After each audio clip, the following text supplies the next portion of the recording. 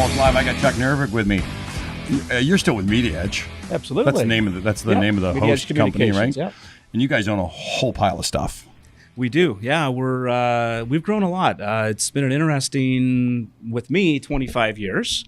And my business partner, Kevin Brown, started the company in 1986. I asked Kevin to come on the show, and he still hasn't replied to me yet. You know what? I beat you, Kevin. He'll come back on now. Right. So, yeah, the company's grown significantly. We've got a couple of different divisions. We've got 4 offices, 3 in Canada, 1 in the U.S. Where's your one in the U.S.? It's in Gainesville, Florida. Down in Horse Is that Country. because somebody has a house down there? No. It was a recruiting move to go down to Florida. So when did you make the decision to go to the U.S.? Is it because you have product in the U.S. too, though? Well, so we have a Canadian group and a U.S. group. So we generally do the same thing. In the U.S., we deal with a number of associations and do their print and digital media. We don't have an events or a show group down in the U.S., but we do in Canada. And I would say it was back in about 2000 when we set up our office in the U.S. What happened in 2008 down there? Did you guys blow up like everybody else did? Did the media take a hit in 2008? Absolutely. 2008, 2009, 2010. But it also corrected everything, too, in terms of people had to be more careful with where they spent their money. So because we're fortunate enough to be the leaders in these different markets that we're in, we didn't get as affected as some of our competitors. John Mullenhauer from the Toronto Construction Association, he said that during the 2008, 9, 10, that more people drove to the association at that time because they were looking for and needed to create a networking opportunity in business.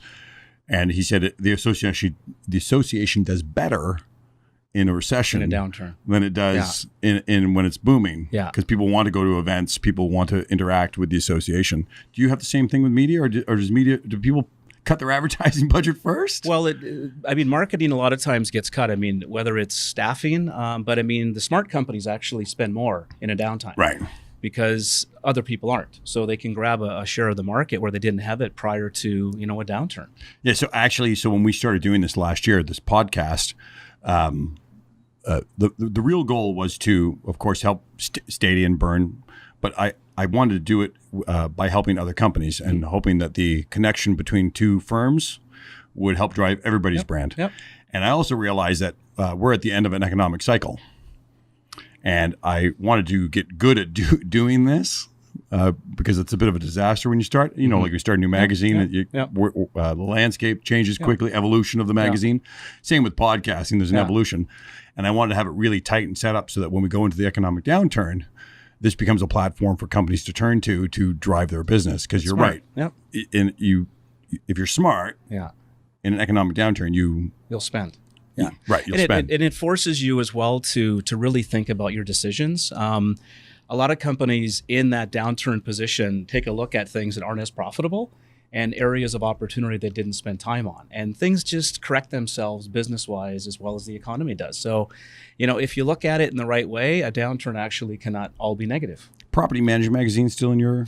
Yeah, Canadian Property Management Magazine. Kevin started that in 1986. It still remains like the Bible of the owner-operator industry in Canada. Do you still print it?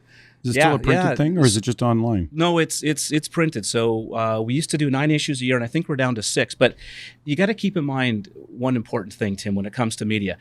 There's a big difference these days, for twofold. The B2C, business to consumer media, newspapers, Bon Appetit magazines, they're different than they were back in the day. B2B media is different because when one of our magazines, like Canadian Property Management or our restaurant magazine, gets dropped on someone's desk, they've never seen that content before. It's virgin content. So it's not like they're getting something that can get in a newspaper or general media. This stuff that they get is not seen anywhere. We do post it digitally shortly after the print's out, but people actually still take time to read the print. So you must do analytics on your website. Yeah, absolutely. Do you get a similar... a similar analytic on your website as you do in the printed version? Well, it's hard to... Can you measure the two and go, this one gets more activity than that one? Or it's really too... It's hard. It's abstract. I mean, the only thing you can base opinions on in terms of print is to do surveys, which are tough to gauge. And promo codes. But you can get general information from people by asking them. We talk to our subscribers. We have editorial boards. Our editors and our sales teams always talk to people that get our products, and we get feedback and input from them. And you know what? It's all based on ad revenue. If we weren't selling advertising, we wouldn't be producing the magazines. Has ad ad revenue gone down in the printed side? In a lot of cases, yes. On B2B now, in comparison to web driven though, the web driven advertising must have offset the print advertising. Yes, so whatever went down in print came up in web. Well, you know what? Some of our print magazines are actually doing as well as they did 15, 20 years ago. It's amazing. Really? Because people still like to read print. Now, yes, our e-newsletter or website advertising revenues have gone up, and some of our magazine revenues are down. But you just have to ebb and flow with those changes. So you might not have a 84-page magazine. It might be a 54-page magazine. But the cost to do the website is so much cheaper that the ROI is, even if it's less revenue, it's the same profitability because it's cheaper to produce and push out to the market. It's like the podcasts you're doing, which are great. I mean, that space is getting very competitive. And, you know, what you've got to do with an e-newsletter or a website product or any social media campaign is you've got to have something different so people come back. Yeah. And you look at a website and you can tell right away if it's complicated and I don't want to go into that space. It's got to be innate, right? Yeah, it's got to be a natural flow to it. Yeah. And people got to enjoy being on there, and it can't be hard to click through shit. Yep. Otherwise, it makes people leave quicker. Do you keep analytics on your website? We do, yeah. So we've got time spent. We've got click through on articles. What's the average time spent? Well, we do 90 different websites. So do you really? Oh, yeah. Sorry, how many magazines do you have? Right now, we have about 75 print magazines. Wow. And each of those has websites, e-newsletters, and some of those have trade shows and conferences. Do each one of them have their own editor then? Sometimes editors might work on 2 or 3 magazines, but generally the bigger ones have their own editor. Yep. Okay, so you have a new trade show coming up in June. Yep. I got to tell you, 20 years ago with Kevin, I said the property management show that's done in the end of November, beginning of December, sucked for the time period it was put in. I never liked it. As a supplier, I felt like it was taking away all my resources at the height of my market. In the property management industry, specifically, the spend, my clients' spend, all happens in October, November, December, and January. Get ready for the winter. That makes sense. And they're getting rid of the budget. Yeah, the budget, yeah. So they're literally down anything they've procrastinated for the last 10 months. They're like, get it done now, finishing the product, go. Yeah. And I always found your show was like wedged. Yeah. They put a lot of pressure on my staff. I found everybody was exhausted by December 25th, like ruined because the show took 3, it's not just the 3 days you're there. It's the 2 days prior and the 4 weeks up to getting material ready, figuring out what you're going to do, what hotels, and then you spend 3 wickedly exhausting days being a social butterfly, entertaining. Yeah, but I would blame that on you because you're not a typical exhibitor where you show up with a booth and your staff and walk away. You've got people hanging from ceilings and you've got all kinds of funky stuff. Did you see the goat last year? No, I didn't. I missed the goat. We're going to have a goat at your show this June. And by the way, the June is for us. Yep. It's the best time to ignite my clients to think about spending rather than procrastinating until October, November. Good. That's good to hear. It's a good time. I don't know if many vendors recognize that in the property management industry, I'd rather inspire my clients to spend money in May and June. Unlike the construction industry. So pure construction, March, April, May is when all the tenders happen and people want to get concrete poured and let's go. Yeah. In property management, it's the fall. Okay. Yeah. And it has to do with year ends. Yeah. Right. Yeah. The assets year end is on December 31st. So I actually think that doing it in June may not increase the spend of our client, but spread it out so that it's equalized. So it's cheaper for us to operate because when all our resources are concentrated in those 4 or 5 months, if I can get it into 6, 7, 8 months, it'll lower my cost of operation, which actually, ironically, will lower the cost of the spend to the client. Yeah. They'll get bigger value for their buck if they start spending money in June rather than spending money in December. Yeah. Well, I mean, to be honest with you, we didn't think that we were going to do the show at that date. That was when the space is available. We just launched the show in January. You're telling me that you actually didn't, there was no logic behind it other than the space availability? That was the space availability. Really? Yeah. But you know what's interesting is your comments are very similar to a lot of the suppliers, the exhibitors, and the attendees are saying, you know what, this is actually an interesting time for the show. So, you know what, we sort of lucked out. I'm not telling you that it was done through strategy. So, and just I'm going to go back to the idea of that December and that show being in a shitty time zone because I don't like it. And yet we do it every second year. But you're in the minority though. Most people like it at that time, and then we don't have to argue about it. But no, I know that. But if as an owner, if you look back and you go, probably 25% of my clients ask me to pre-bill because I can't actually get to the work. That's how much workload they download on you in November, December, January. And let's talk about economics and RevCan. If you don't have expenses so my client goes, Tim, I need to get rid of this budget money. Yeah. You were the lowest bid. I'm going to award it to you. And I go, listen, it's 8 weeks to get product. Yeah. They go, that's fine. I want your invoice now. We're not going to pay it until you do it. But the problem is when I book that invoice on my books and there's no expense against it, RevCan sees that as profit. Yeah. And I got to pay, whether it's small or medium, corporate tax on that money. Yeah. And then I have to wait a year to get it back. Okay. If I can get somebody to spend that money in June and it falls inside that year, RevCan, there's an expense against it. So there's an equilibrium to my tax spend. Okay. Because a lot of times in December, we actually moved our year end to January 31st to offset the hump of being killed by RevCan. Okay, that's smart. Because if you book it without any expenses against it, so you get a job for $100,000 and you got $75,000 worth of expenses, and if we don't book those $75,000 worth of expenses against $100,000, it looks like $100,000 worth of profit. Exactly. Yeah. Brutal. Yeah. And if I could get my clients inspired in June, it would make everything fit better, even with RevCan as a business owner. I'm sure that a lot of the guys down at the trade show, if you're not the CFO, you don't actually realize that the burden of pre-billing, it looks like you're doing your customer a great favor. Yeah. You are taking a massive financial risk in managing cash flow, and it makes your bottom line look good. See, for the sales manager, he's like, "Whoa, God, I got the extra $1 million on the books." Yeah. Okay, it sucks for the CFO guy. Yeah, yeah. He comes back to everybody and goes, "Oh my God, look at there's no expenses on this money, right?" Yeah. And you're waiting for it. So for me, it's a little looser time frame. You guys. You haven't started holiday season, you're right? So June, right? Yeah.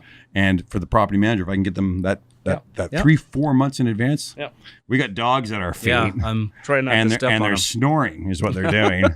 And Chuck can hear them snore. It's Callie and Tinkerbell. Okay, so what's the name of the show you're doing in June? So the show is called the REMI Show, and REMI stands for Real Estate Management Industry. So REMI is the overarching umbrella under our real estate, print, and digital media. So we do Canadian property management, condo business, Canadian apartment, and a number of other magazines, print and digital. And so REMI is that overarching brand. So the show is called the REMI Show, and we're sharing space with the ISS Show Canada, which is the International Sanitary Supply. ISSA is a large association in the U.S., so their members are wholesalers, distributors, manufacturers. Kimberly-Clark's, all that kind of thing? Clorox, Procter & Gamble, all those guys. And a lot of them have signed up for the show, which is great to see. And building service contractors. Was that show always here? Well, so ISSA has never had a show in Canada. It used to be called the CSSA show, Can Clean. So there was the Canadian Sanitation Supply Association, right. And they went away, and the ISSA US came up and said, we want a Canadian chapter. So why did you decide to merge with that show? Well, a couple of reasons. The ISSA is a media partner of ours, so we do a couple of print and digital media So they wanted to launch a show. So IFMA is a partner of ours in the ISSA show. IFMA we can work with as well. So the three of us sort of said, okay, let's do a show. And Kevin and I chatted and said, why don't we bring the REMI Show in, because there's a nice synergy of building maintenance and superintendent type folks at the event, and also building owners and property managers. So, all right, so you do the two shows together. Where are they being held? It's at the Metro Toronto Convention Center, the North Hall. The upstairs. The upstairs, right? Yeah. So there's 3 ballrooms up. Man, that's been a long time since I've had a show in that one. Absolutely, yeah. Because we had to move to the South Hall 5 years ago. But I always find the analytics of trade show really complex, and I must be like a lot of other vendors. I got to ask myself, what's my return on my investment? Am I actually getting revenue? Am I actually creating revenue from it? Now, saying that, before you answer, I always tell my sales staff to break this into 2 components. One is the brand, and one is operational revenue. So typically, I go into trade shows not to create operational revenue. That's not my first goal. My very first goal as a vendor or supplier owning a brand is to drive the brand. So I want them to know Stadia, not buy from Stadia, but recognize Stadia. They say that when you Google online what the Nike swoosh is worth, if Nike went bankrupt tomorrow, Nike and the swoosh is worth $1.8 billion, whether it's bankrupt or alive. Wow. And so I tell people trade shows are about increasing brand value, not increasing operational revenue. Yeah. Saying that, my salespeople go on site at your show to because they're on commission based to get operational revenue. But as an owner, I have to put a matrix in that equation. That algebraic equation has to be related to my brand. Yeah. Is my brand being recognized? Am I getting brand awareness? Yeah. Because the only thing that RevCan can't tax me on is my my goodwill. So when you do a business evaluation, you go, okay, it's 3 times earnings or 4 times earnings what my company's worth. When you have goodwill, that's the second component. So they go 3 times earnings, you're worth X, you're worth $1 million. And they go, and your brand is worth $1 million. Yeah. Trade shows bring me brand worth, not operational revenue. Yeah. But my sales guys always say to me, what business am I going to get out of the show? Do you know who comes to the show prior? Do you know the quality of the people that show up? We do, yeah. I mean, our registration systems are pretty deep these days. So we certainly know, obviously, name, title, company. We would know some details about the kinds of buildings they're involved with. We would know specifically what their job function is. So for sure, we would know who registered and a little bit about them before they come into the event. You know, your point on analytics and ROI on trade shows is a really good point. And you know, I would love to be able to tell an exhibitor that a 10 by 10 booth at Show X delivers this kind of a return. But the problem is people walk away from the shows and everything becomes subjective. So for us to effectively come back and establish an ROI, we have to interact with that exhibitor all the way along for the next 12 months. So they come back to us and say, we had 800 leads, 200 bought, this is how much money they spent. The other 600 were still working. So this is an ongoing thing. And part of the people that you meet at your booth, you are currently doing work with. Some you've done work with, some you've never met before. So then you got to separate those into different buckets too, because even if you see someone that's a current client that says, oh, by the way, Tim, I've got a big project I need you to do. Now that I see you, it just reminded me I should get it in. Is that a direct relation to the fact that you're at the show? If they wouldn't have seen you, maybe they wouldn't have thought of it. So there's all these different variables. But at the end of the day, if companies are smart like you are, they look at a trade show as an opportunity to introduce their brand, to introduce anything new that they've got in their company, to introduce new team members and their staff, and to walk away with some new connections. But you've got to do the right follow-up. And a lot of times the follow-up doesn't happen. I've talked to hundreds of exhibitors over the year, and when I follow up with them, I say, how did the show go? Maybe I'm talking to them 2 months later. Oh, I've got this stack of 200 leads. Yeah, we're going to start calling them next week. Well, really? 2 months after the show, you're going to start calling people? Yeah, right. It's a waste. So you got to get on it right away. But we're excited, and if someone works the show the right way, they typically get a good end result. So part of the PM Expo, and I said this, I said this to them, and I'm going to say it to you too. I think that we wanted to, in the next show we do, and maybe we'll do it with yours if you're okay with it, is in the mornings before the floor opens to do a sales workshop, because I think a lot of the guys don't know how to approach people. I actually make my guys write 10 lines down that they memorize, because walking up to somebody and saying, hi, George, how are you? My name's Tim Byrne. People, do the flip off and they buzz out on you. So you have to be a bit more creative to engage people, because you're engaging like everybody else in a lineup, and it becomes a bit of a cattle call. So your salespeople have to be experts in approaching people.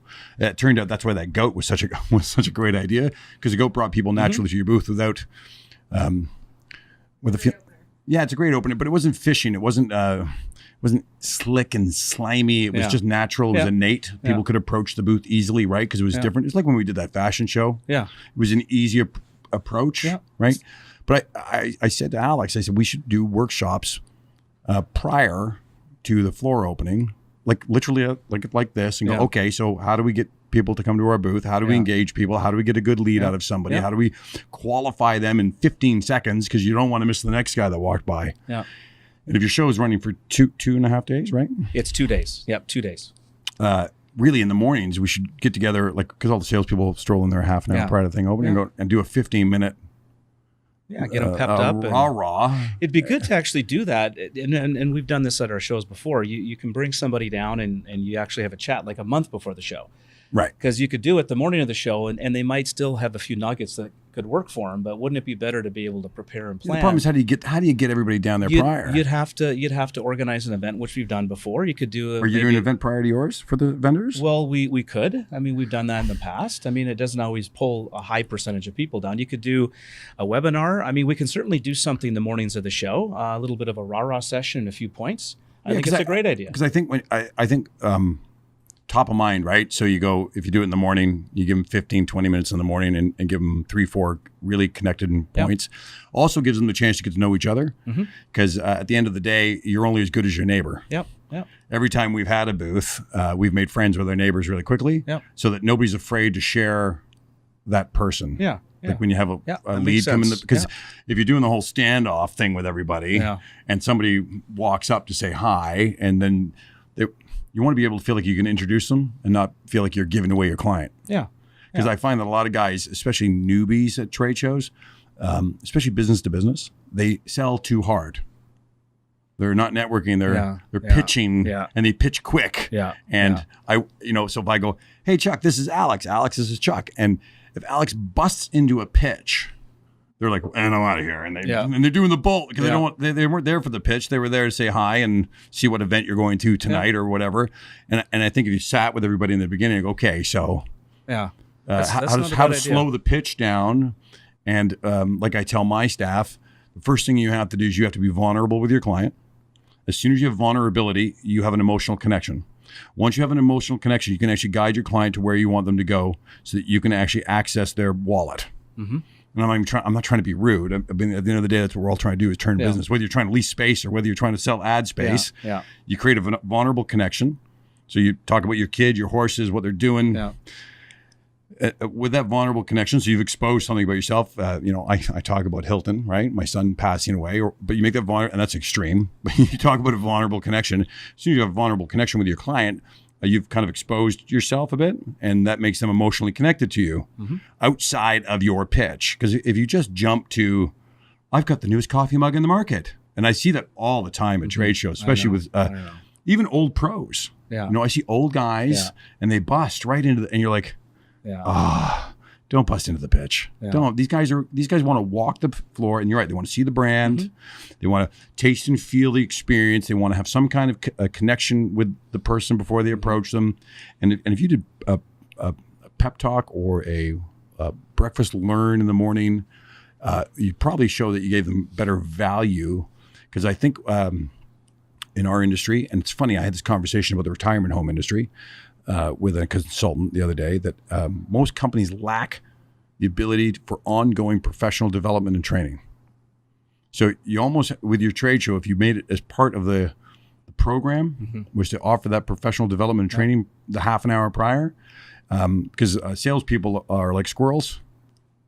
They're like, they can't keep their attention any longer than, if you said do a whole day workshop, they're like on their phone, they're staring at their thing and they're messing around in comparison to giving them a real organized how to run a trade show, how to make a vulnerable connection, how to make an emotional, how to be vulnerable so you can make an emotional connection would give them value beyond the exhibiting. Yeah. Now you're educating and exhibiting. Yeah, that's a good idea. And a lot of times the booth staff end up really not having any particular knowledge of the event. They end up, you're going down to the show on this day, and they're coming off the fourth show in the last 3 weeks or whatever. And a lot of it's about the way that the booth is set up as well. Because if a delegate's walking by and there's some really cool roll of film going on that's intriguing or exciting, or there's some really neat part of their display, it takes the pressure off the person to engage. Yeah. So I think people even have to think about the way that booth looks and the way that drives traffic into the space. And pre-show promotions and doing things like draw prizes to draw people to the booth.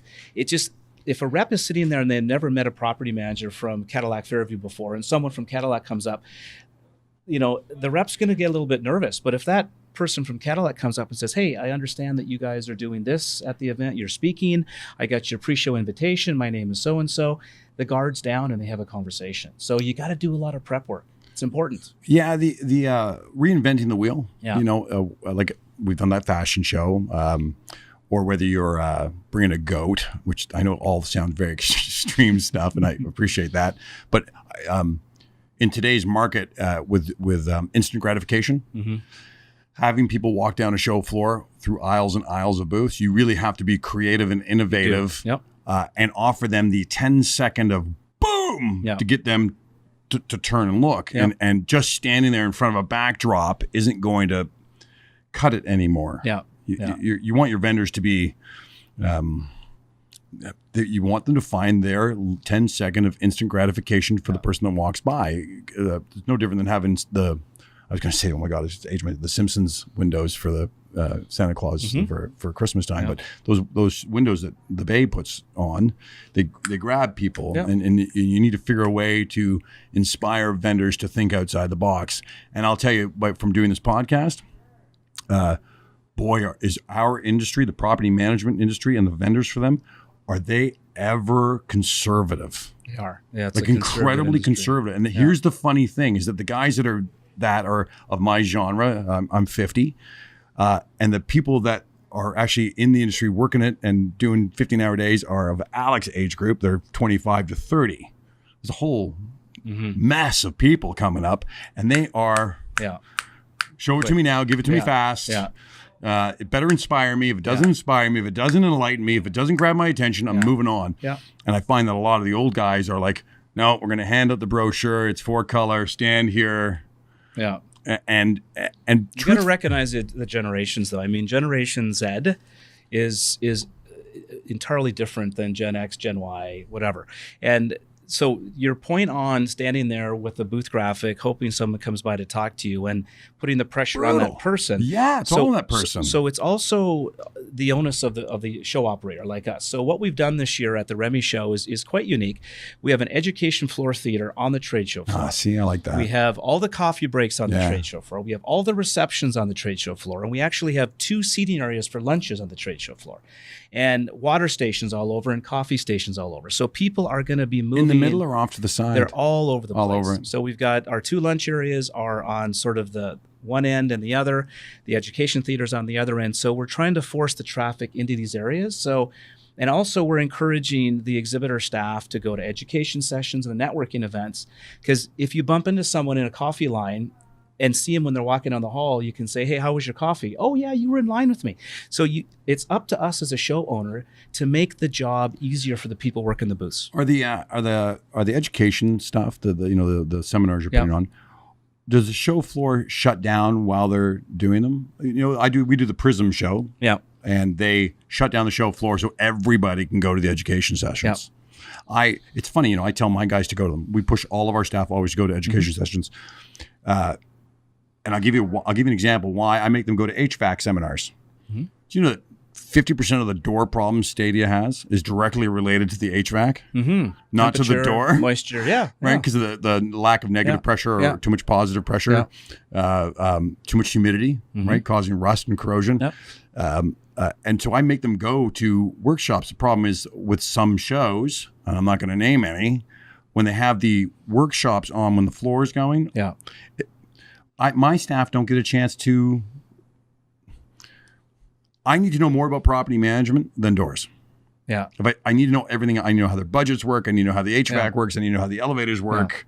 I need to know the stacking effect Trends, in the building. how they're buying. Everything, And I really would like more shows like Prism to offset so that the people on the floor can go into the session groups. So, I mean, what we're doing at the REMI and the ISSA Show Canada is we've got 8 o'clock in the morning is the starting point for some sessions. So we got a couple of streams of sessions, and then at 10 o'clock the sessions end and they come up to the trade show floor, and we start with a coffee break. So we're not trying to do a lot of So the coffee overlap. break after the session is in the trade show. In the trade show floor. Right. So people, the trade show floor is all set up.